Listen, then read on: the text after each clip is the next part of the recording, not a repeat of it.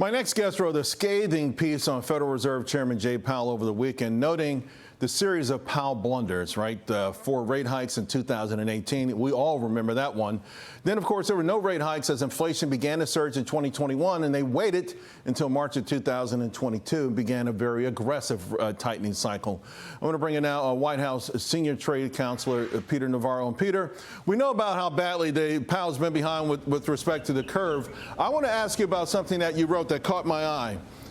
Powell's audition for worst Fed chair began shortly after his February 2018 appointment, promising President Trump in the Oval Office a supportive posture to support his nomination. I didn't even know, can the Fed do that? I mean, someone's saying, I want to be in charge of the Fed. Can they say to the president, hey, I'm going to support your agenda? Because obviously he did not. Look, dirty little secret here in the swamp. Everybody's a partisan animal, and Fed chairmen are partisan animals. And I remember well when Powell was angling for the job, he had a fan in Steve Mnuchin, the Treasury Secretary at the time. He comes into the Oval and he says all the right things to the boss about how he supports the policies, this, that, and the other thing.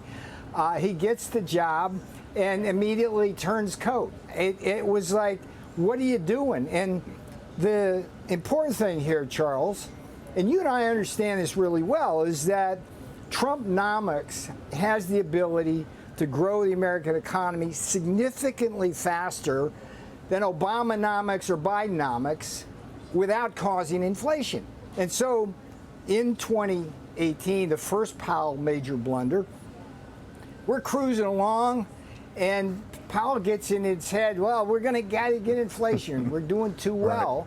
Right. And it was too early, Powell, then. First major blunder. And then, look, it was criminal, and this gets to the politics of it again. When he wanted to get reappointed by Biden, right, what did he do? He held back on interest rates even as the inflation started to build. And it wasn't until it was out of control and you couldn't put the Biden inflation back in the bottle that he starts raising rates. But Charles, the worst thing he did when Biden and the Congress were doing that ill-named Inflation Adjustment Act, Reduction Act, all that, he kept his mouth shut. Contrast him, and what I do in the Hill op-ed is like William McChesney Martin, right? When Johnson was prosecuting the Vietnam War, didn't want to exchange guns for butter, what did Martin do? He took away the punch bowl. What did Volcker do, the other great chairman at the Fed, I think, in modern history? Right. Powell is just the opposite of that. Now, you and I agree he's done 2 major blunders. The only thing is what he's doing now a 3rd major blunder, and clearly it is. The data says that we should be at least 50 basis points lower right now, and the cost of that. Let me just do the cost for you.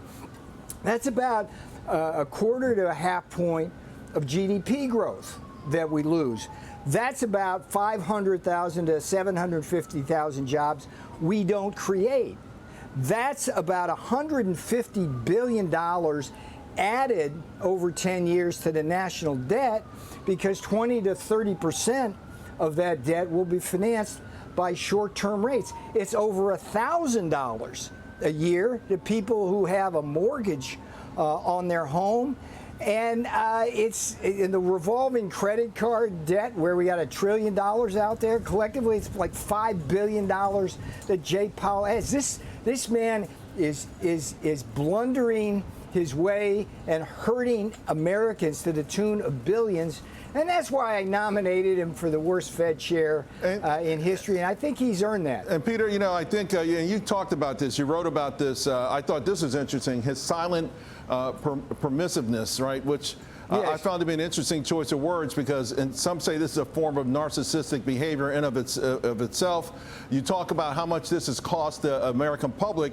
This morning, the NFIB, they come out with their optimism survey, and I want to show the public this, because this is to your point. That blue line is inflation. Inflation worries among small businesses has plunged. I mean, it's absolutely plunged. Small businesses aren't concerned with inflation. Wall Street's not concerned with inflation anymore. What's going through Powell's head that all of a sudden, by the way, he was data dependent, He was data dependent. The data said no inflation.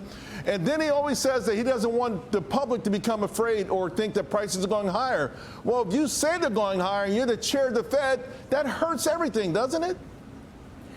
And let's make the point which you're making here. When you're fighting inflation, the biggest fight after it gets out of control is not the inflation itself, it's the inflationary expectations among workers and among businesses. And so when you see this kind of thing where inflationary expectations are clearly falling, we're winning the war on inflation. So when you ask me what's going through Powell's head, the other point I make in the Hill op-ed piece, Charles, is that anomalously, Powell's a lawyer. He's not an economist. Every good Fed chair we've ever had has been an economist. Let me jump in 1 second, Peter, because I was actually kind of excited that we had someone who wasn't an economist that actually had real-world experience, but now he's playing like what he's doing now is really off the chain. But I've only got a minute to go, and here's what I want to really get.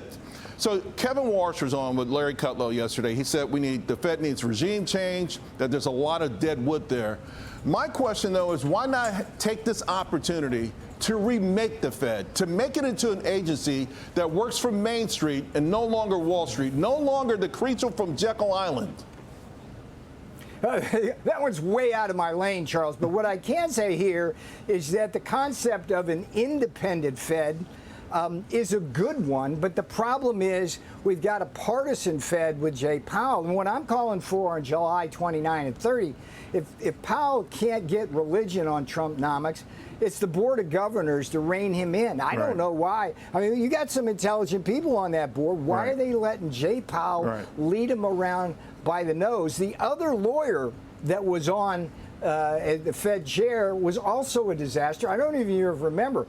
G. William Miller. He lasted only 500 days in the middle of the Carter stagflation. And who was he replaced by? Paul Volcker, who saved the day. So real quick, anything you can tell us about trade, Peter?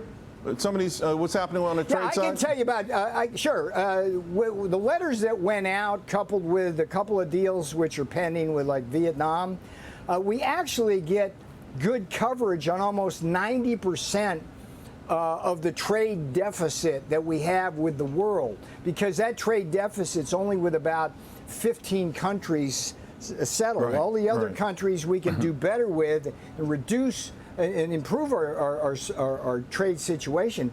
But we're in a good place now, and we're collecting billions upon billions of dollars. They're going to help pay for the big, beautiful tax cut, which, by the way, we can do maybe another segment sometime, is actually going to reduce the debt by several trillion rather than increase it. So what I can tell you about the Trump's trade policies, it's going very well for the American people. Peter, thank you so much, my friend. We've got a couple more segments we've got to follow up with. Appreciate you. All right, my friend. Anytime, you know.